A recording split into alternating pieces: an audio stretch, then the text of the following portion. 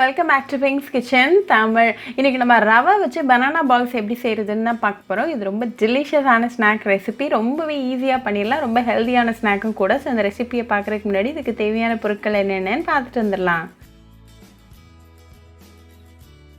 ஒரு மிக்சிங் பவுலில் 1 கப் அளவுக்கு ரவை சேர்த்துக்கோங்க.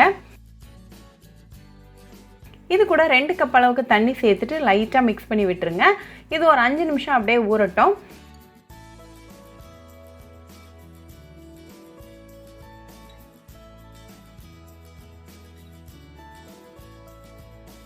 இப்போ 5 நிமிஷம் ஆயாச்சு. நம்மளோட ரவெல்லாம் நல்லா ஊறி ரெடியாக இருக்குது. அகெயின் லைட்டாக மிக்ஸ் பண்ணி விட்டுருங்க. இப்போ இது கூட 1/2 கப் அளவுக்கு மைதா. உங்களுக்கு மைதா சேர்க்க இஷ்டம் இல்லாட்டி நீங்கள் கோதுமை மாவு கூட சேர்த்துக்கலாம். அப்புறமா 1 கப் அளவுக்கு மசித்த வாழைப்பழம். உங்களுக்கு பிடிச்ச வெரைட்டி ஆஃப் பனானா நீங்கள் யூஸ் பண்ணிக்கலாம். நான் இன்றைக்கி செவ்வாழை யூஸ் பண்ணியிருக்கேன். இது கூட 1 கப் அளவுக்கு சுகர், அப்புறமா 1/2 டீஸ்பூன் அளவுக்கு பேக்கிங் சோடா சேர்த்துக்கோங்க. எல்லா இன்க்ரீடியன்ஸையும் நல்லா மிக்ஸ் பண்ணி விட்டுருங்க.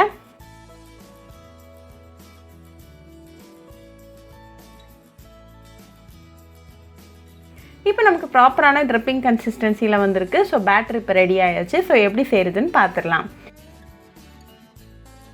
ஒரு இரும்பு சட்டியில் தேவையான அளவுக்கு எண்ணெய் சூடு பண்ணிக்கோங்க. எண்ணெய் நல்லா சூடானதும் உங்கள் கையால் சின்ன போர்ஷனாக இந்த மாதிரி எடுத்து எண்ணெயில் போட்டுருங்க. ஒரு 5லேருந்து 6 பால்ஸ் வரைக்கும் அட் அ டைமில் சேர்த்துக்கோங்க. இது ஒரு மீடியம் ஃப்ளேமில் 2 மினிட்ஸ் நல்லா ஃப்ரை பண்ணிக்கோங்க.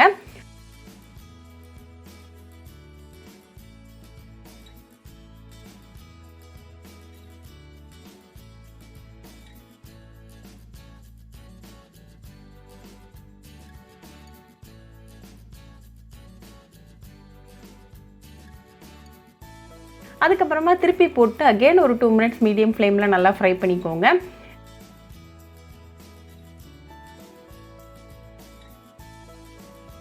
இப்போ 2 மினிட்ஸில் நல்லா ஃப்ரை ஆகி கோல்டன் ப்ரௌனாக வந்திருக்கு. ஸோ ரிமூவ் பண்ணிடலாம்.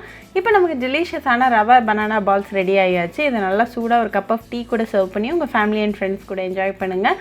ரொம்பவே ஈஸி, டெலிஷியஸ் அண்ட் குவிக்கான ரெசிபி. ஸோ கண்டிப்பாக இந்த ரவை பனானா பால்ஸ் ரெசிபி உங்கள் வீட்டில் ட்ரை பண்ணி பாருங்கள். ட்ரை பண்ணிவிட்டு எப்படி இருந்துச்சுன்னு எனக்கு கமெண்ட்ஸில் சொல்லுங்கள். இன்னொரு சூப்பரான ரெசிபியோட உங்களுக்கு பார்க்குற வரைக்கும் பாய் ஃப்ரெண்ட்ஸ். உங்களுக்கு இந்த வீடியோ பிடிச்சிருந்தா லைக் பண்ணுங்கள், ஷேர் பண்ணுங்கள், கமெண்ட் பண்ணுங்கள் அண்ட் மறக்காமல் சப்ஸ்கிரைபும் பண்ணிடுங்க. கூடவே பக்கத்தில் இருக்க பெல் ஐக்கானையும் கிளிக் பண்ணிக்கோங்க. அப்போ தான் நான் போடுற வீடியோஸ் எல்லாம் உங்கள் நோட்டிஃபிகேஷனில் வரும்.